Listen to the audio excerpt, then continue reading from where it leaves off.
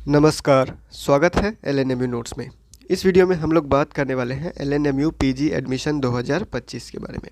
PG में admission कब होगा, ठीक है। सेशन 25 से 27 एमए, एमएससी, एमकॉम में एडमिशन के लिए नोटिस कब तक जारी हो सकता है, आपको क्या क्या डॉक्यूमेंट रेडी करके रखना है, इस वीडियो में हम लोग वही बात करने वाले हैं। ललित नारायण मिथिला यूनिवर्सिटी दरभंगा एलएनएमयू दरभंगा ने सेशन 22 से 25 पार्ट 3 का जो है वो रिजल्ट जारी कर दिया है। बीए, बीएससी, बीकॉम पार्ट 3 का रिजल्ट जारी हो चुका है। अब आप लोगों का पीजी का एडमिशन का तैयारी शुरू हो जाएगा, ठीक है।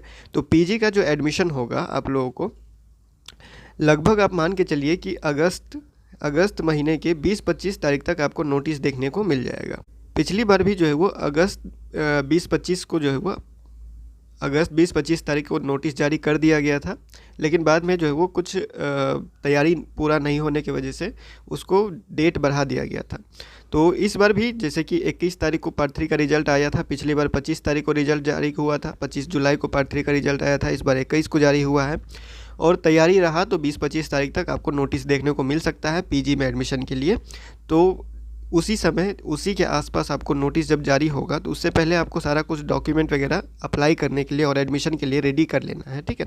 क्योंकि सेशन अगर आपका 22-25 है, अगर आप 22-25 सेशन के स्टूडेंट हैं और पार्ट 3 का रिजल्ट आ चुका है, तो क्योंकि टीआर तैयार होने में भी टाइम लगता है, और जब टीआर तैयार होता है उसके बाद ही आपको सीएलसी मिलता है, उसके हिसाब से सीएलसी मिलता है, और सीएलसी मिलेगा तभी आप दूसरे कॉलेज में जाके एडमिशन ले पाइएगा, ठीक है। तो इतना टाइम यूनिवर्सिटी लेता है कि रिजल्ट में जो कुछ गड़बड़ी है वो 10-15 दिन में जो है वो थोड़ा बहुत ठीक कर लिया जाए। काफ़ी हद तक स्टूडेंट का रिजल्ट ठीक करने के बाद वो पीजी एडमिशन के लिए ऑनलाइन अप्लाई करने का डेट जो है वो जारी कर देता है। और जब तक ऑनलाइन अप्लाई जब तक फर्स्ट मेरिट लिस्ट का डेट रखा जाता है, उससे पहले जो टीआर होता है पार्ट 3 का जो नया रिजल्ट आया है उसका टीआर तैयार करके सभी कॉलेज में भेज दिया जाता है, ठीक है। तो ये सारा प्रोसेस रहने वाला है। आपको डॉक्यूमेंट रेडी करना है, उसके बाद जैसे जैसे नोटिस आता है वैसे वैसे आपको अपडेट कर दिया जाएगा। तो पीजी में एडमिशन के लिए ऑनलाइन अप्लाई करने के लिए और कॉलेज में एडमिशन के लिए क्या क्या डॉक्यूमेंट लगेगा एक बार लिस्ट बता देते हैं, आप रेडी करके रख लीजिएगा। ऑनलाइन अप्लाई करने के लिए आपको लगेगा फ़ोटो, उसके बाद सिग्नेचर, एक ईमेल आईडी, मोबाइल नंबर जो कि चालू होना चाहिए, ओटीपी जाना चाहिए, और आपका जो है वो ईमेल आईडी एक्टिव होना चाहिए, उस पर भी आईडी पासवर्ड वगैरह जो है वो भेजा जाता है, ठीक है। तो मोबाइल नंबर और ईमेल आईडी को जो है वो, अगर ईमेल आईडी आपका एक्टिव नहीं है तो एक्टिव करवा लीजिए, और मोबाइल नंबर वही दीजिएगा जो आप जो है वो यूज़ करते हैं, हमेशा यूज में रहता है। स्पेशल कोटा सर्टिफिकेट या कास्ट सर्टिफिकेट वगैरह जो है वो रेडी कर लीजिएगा। कभी अपलोड करने को कहा जाता है, कभी कभी नहीं भी कहा जाता है। जब एडमिशन का टाइम होता है तब वेरिफिकेशन होता है, ठीक है। उसके बाद आपका ग्रेजुएशन पार्ट 3 का मार्कशीट, ओरिजिनल मार्कशीट रहेगा ये, ठीक है।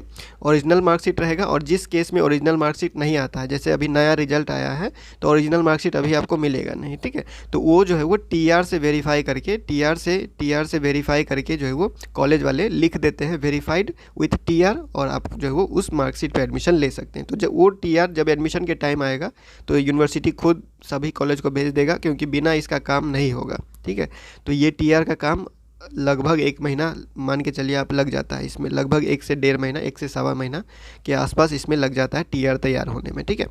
तो ये ग्रेजुएशन पार्ट 3 का जो ऑनलाइन वाला मार्कशीट आया है वही रहेगा। अगर आप पुराने सेशन के स्टूडेंट हैं तो ओरिजिनल मार्कशीट आपके पास होगा ही, उसी को स्कैन करके अपलोड करना है। उसके बाद जब कॉलेज में एडमिशन होगा तो क्या क्या डॉक्यूमेंट आपको ज़रूरी पड़ेगा, तो मार्कशीट तो चाहिए ही पार्ट 3 का, फाइनल मार्कशीट ग्रेजुएशन का।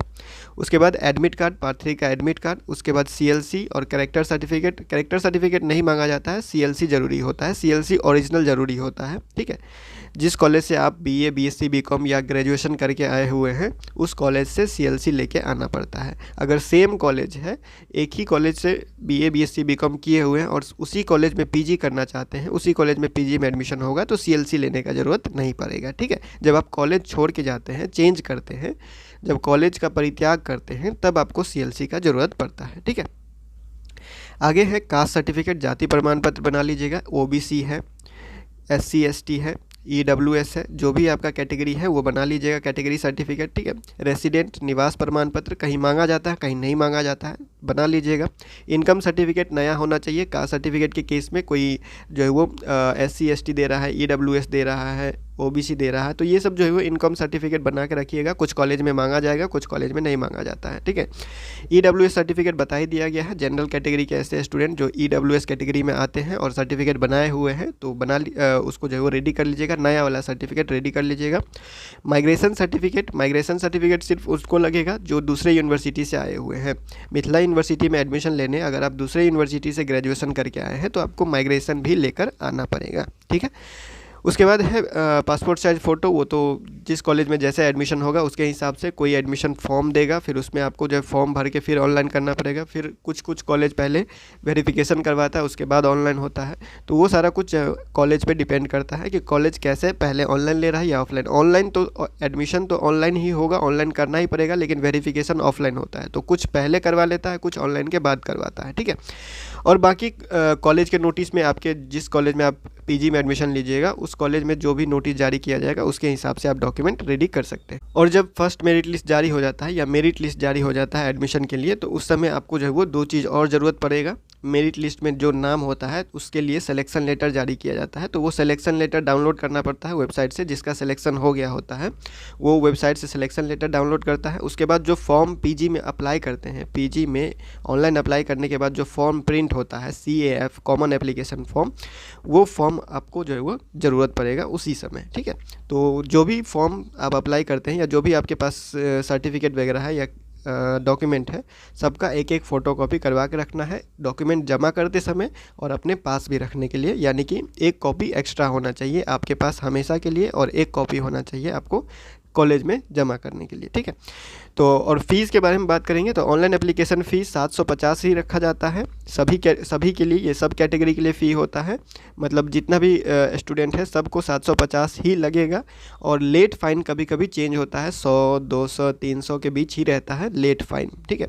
तो ये रहा कुछ डॉक्यूमेंट और जो रेडी करना होगा आपको, आप रेडी कर लीजिएगा। PG का एडमिशन का डेट जो है वो 20-25 अगस्त के आसपास जो है वो नोटिस देखने को मिल सकता है। जो भी अपडेट आएगा वो आपको बता दिया जाएगा। और PG में एडमिशन के लिए जो खर्चा कितना होता है उसके लिए अलग से वीडियो बनाया गया है, कितना फ़ीस लग जाता है। उसके बाद आपको जो है वो PG का कॉलेज का लिस्ट देखना होगा या सब्जेक्ट का लिस्ट देखना होगा, उसके लिए भी अलग से वीडियो बनाया गया है, वो आप जाके चेक कर लीजिएगा, या फिर डिस्क्रिप्शन में लिंक दिया होगा आप वहाँ से चेक कर लीजिएगा, या www.lnmunotes.in से जाके चेक कर सकते हैं, ठीक है। तो फिलहाल इस वीडियो में इतना ही, मिलते हैं अगले वीडियो में अगले अपडेट के साथ LNMU नोट्स के यूट्यूब चैनल पर।